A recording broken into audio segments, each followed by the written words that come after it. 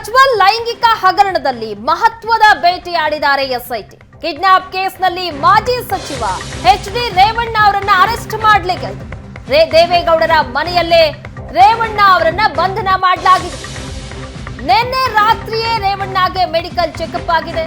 Bowring ಆಸ್ಪತ್ರೆಯಲ್ಲಿ ರೇವಣ್ಣಗೆ ವೈದ್ಯಕೀಯ ಪರೀಕ್ಷೆಯನ್ನ ಮಾಡಲಾಗಿದೆ. ಬಿಪಿ, ಶುಗರ್ ಸೇರಿ ಹಲವು ತಪಾಸಣೆಯನ್ನ ಮಾಡಲಾಗಿದೆ ವೈದ್ಯರಿಂದ.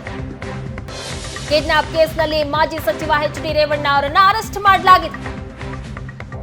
ದೇವೇಗೌಡರ ಮನೆಯಲ್ಲೇ ರೇವಣ್ಣ ಅವರನ್ನ ಬಂಧಿಸಲಾಗಿದೆ. ಬಂಧಿಸಿದ ನಂತರ ಬೌರಿಂಗ್ ಆಸ್ಪತ್ರೆಯಲ್ಲಿ ಮೆಡಿಕಲ್ ಚೆಕಪ್ ಆಯಿತು. ನಂತರ ಎಸ್ಐಟಿ ಕಚೇರಿಗೆ ಅವರನ್ನು ಕರ್ಕೊಂಡು ಹೋಗಲಾಗಿದೆ.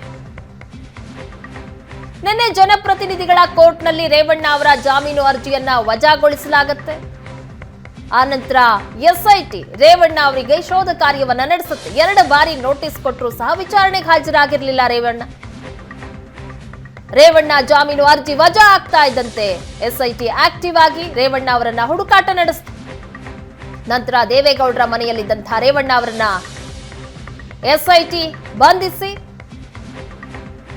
ಬೌರಿಂಗ್ ಆಸ್ಪತ್ರೆಗೆ ಕರೆದುಕೊಂಡು ಹೋಗಿ ಅಲ್ಲಿ ವೈದ್ಯಕೀಯ ಚೆಕಪ್ ಮಾಡಿಸಿ ನಂತರ ಅವರನ್ನ ಮತ್ತೆ ಎಸ್ಐಟಿ ಕಚೇರಿಗೆ ಕರ್ಕೊಂಡು ಹೋದ್ರು.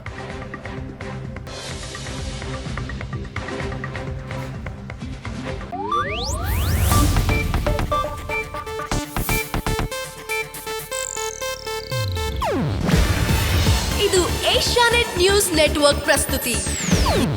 ನೀವು ನೋಡ್ತಿದ್ದೀರಾ ಏಷ್ಯಾನೆಟ್ ಸುವರ್ಣ ನ್ಯೂಸ್.